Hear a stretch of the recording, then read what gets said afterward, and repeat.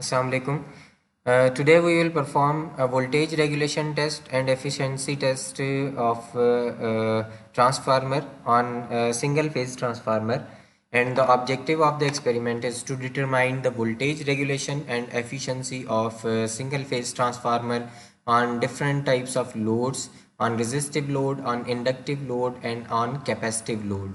Apparatus required are single phase transformer, single phase AC power supply, AC voltmeter, AC ammeter, and AC watt meter, and also resistive load, inductive load, capacitive load, connecting leads, and lab volt data acquisition interface module. So first of all, we will define that what is basically voltage regulation. Voltage regulation is basically a percentage decrement on secondary side of the transformer when we are loading the transformer from no load position to full load position. So this is basically decrement on secondary side voltage when we are increasing the load, and then we will determine that how much percentage is decreased from no load to full load. This is basically voltage regulation. Voltage regulation ये है कि जब हम secondary side पे no load से full load की तरफ जाते हैं, नो लोड का मतलब ये है कि हमने सेकेंडरी साइड पे कोई भी लोड कनेक्ट नहीं किया, और अगर कनेक्ट किया है तो वो टर्न ऑन नहीं किया। सो उस पॉइंट पे जो वोल्टेजेस होंगे जब हमने कोई लोड कनेक्ट नहीं किया, वो वोल्टेजेस हम नोट डाउन कर लें, और फिर हम ये देखें कि जब हमने लोड कनेक्ट किया तो कितने वोल्टेजेस चेंज हुए। फिर हम इन दोनों का परसेंटेज निकाल लेंगे कि नो लोड से फुल लोड की तरफ कितनी परसेंट चेंज आया, तो उसको हम voltage regulation percentage voltage regulation कहते हैं। ये सिंपल फार्मूला है। No load voltage means initially हमने वोल्टेज नोट डाउन करने जब हमने लोड कनेक्ट नहीं किया था, माइनस फुल लोड वोल्टेज जब हमने लोड को कनेक्ट कर लिया उस टाइम पे वोल्टेजेस कितने हैं, and divided by full load voltage, और मल्टीप्लाई कर देंगे 100 से to get this value in terms of percentage. Okay, circuit diagram ये है।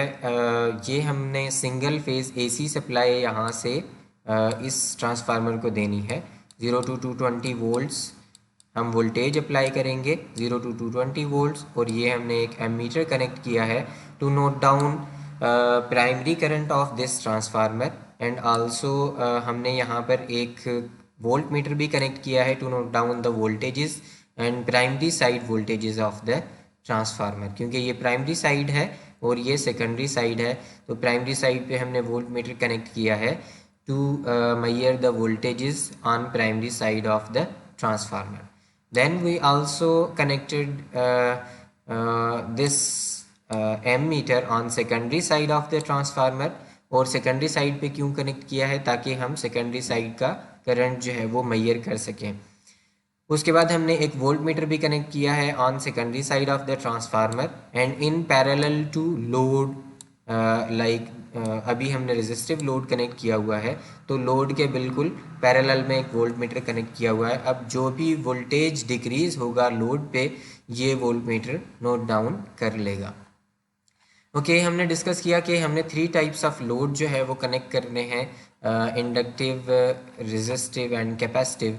तो रेजिस्टिव के केस में जो वोल्टेज रेगुलेशन होती है दैट इज़ पॉजिटिव। पॉजिटिव का मतलब ये है कि लेट्स सपोज हमने प्राइमरी साइड पे 220 वोल्ट्स अप्लाई किए थे, और प्राइमरी साइड डिज़ाइन थी 220 वोल्ट्स के लिए, तो no load voltages secondary side पे हमने देखने हैं कितने हैं। अगर सेकेंडरी साइड भी 220 वोल्ट्स है, तो 220 वोल्ट्स का जो है हम यहाँ पर 220 वोल्ट्स ले लेंगे। 220 वोल्ट्स माइनस लेट्स सपोज कोई लोड हमने अप्लाई किया सेकेंडरी साइड पे, तो सेकेंडरी साइड के वोल्टेजेस रिड्यूस हो गए 210 वोल्ट्स पे, तो ये 220 वोल्ट्स माइनस 210 वोल्ट्स कर देंगे, and then divided by 210 volts करेंगे, तो and then we will multiply with 100, तो ये परसेंटेज वोल्टेज रेगुलेशन आ जाएगी।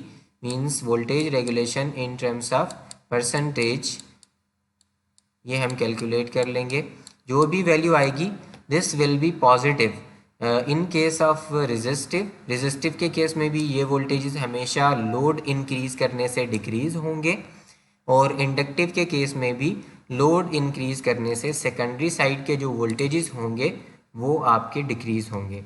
But in case of capacitive load ये जो वोल्टेजेस होंगे सेकेंडरी साइड के ये इंक्रीज होंगे, सेकेंडरी साइड के वोल्टेजेस इंक्रीज होंगे। तो जब सेकेंडरी साइड के वोल्टेजेस इंक्रीज होंगे इट मीन्स कि ये जो वैल्यू आएगी हमारे पास वोल्टेज रेगुलेशन की इन terms of percentage, this will B negative. किस तरह से, लेट्स सी, 220 वोल्ट्स हमारे नो लोड वोल्टेजेस हैं एंड 220 माइनस करेंगे जब ये वोल्टेजेस इंक्रीज हुए, लेट्स सपोज 230 वोल्ट्स हो गए, ओके 230 वोल्ट्स हो गए, तो डिवाइडेड बाय 230 करेंगे क्योंकि फुल लोड वोल्टेजेस इस पोजीशन पे 230 वोल्ट्स हैं, एंड देन मल्टीप्लाइड विथ 100 कर देंगे।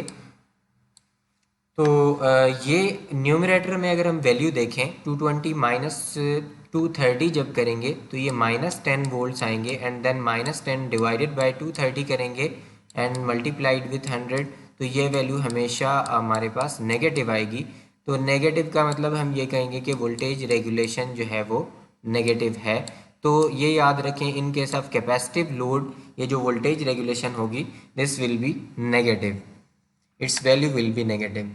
अब नेगेटिव क्यों हो रही है, बस सिंपल सी बात ये आप जहन में रख लें कि जो भी लोड्स एक्टिव पावर कंज्यूम करेंगे वो आपके जो है वो एक्टिव पावर कंज्यूम करें या रिएक्टिव पावर कंज्यूम करें, तो वो लोड्स जो है आपकी ट्रांसफार्मर की सेकेंडरी साइड के वोल्टेजेस को डिक्रीज़ करेंगे, या वो लोड्स जहाँ पर भी कनेक्टेड हैं वोल्टेजेस को डिक्रीज़ करेंगे।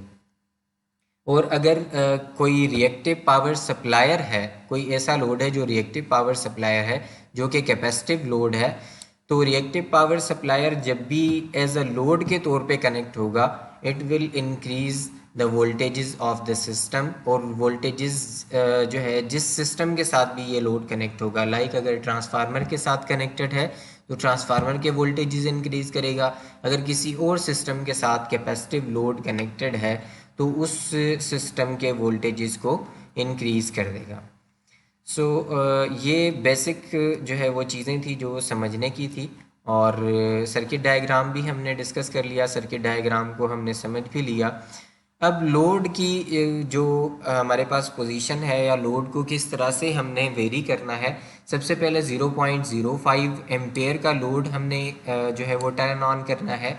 यहाँ जो मॉड्यूल हमारे पास हैं load module, like resistive load module है, इंडक्टिव लोड मॉड्यूल है या कैपेसिटिव लोड मॉड्यूल है, तो वहाँ पर हमारे पास ये वैल्यू इंडिकेटेड है कि अगर आप 4400 ओहम्स का जो लोड है वो ऑन करेंगे तो 4400 के लोड के लिए 0.05 एम्पेयर लोड 0.05 एम्पेयर करंट जो है उससे फ्लो होगा।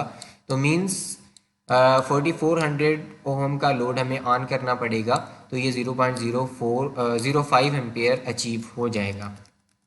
अगर हम 2200 ओहम का लोड ऑन करेंगे तो ये 0.1 एम्पेयर अचीव हो जाएगा, और अगर इन दोनों का पैरेलल कॉम्बिनेशन ऑन करेंगे तो 0.15 एम्पेयर ऑन हो जाएगा, और 0.2 लोड के लिए 1100 ओहम का जो है वो हमारे पास लोड है, तो हमने 1100 को भी नहीं देखना, 4400 ओहम को भी नहीं देखना, 2200 ओहम को भी नहीं देखना, सिंपली हमने लोड पे देखना है कि जहाँ पर 0.05 एम्पेयर जो है वो करंट की वैल्यू इंडिकेटेड है तो उस लोड को आपने टर्न ऑन करना है, एंड हमने 0.35 एम्पेयर तक जाना है इन टर्म्स ऑफ डिफरेंट कॉम्बिनेशंस। तो ये हम डिफरेंट लोड्स के लिए डिफरेंट रीडिंग्स लेंगे। ये रीडिंग फॉर रेजिस्टिव लोड है, and then we have to take readings for inductive load as well, and then we have to take readings for capacitive load as well।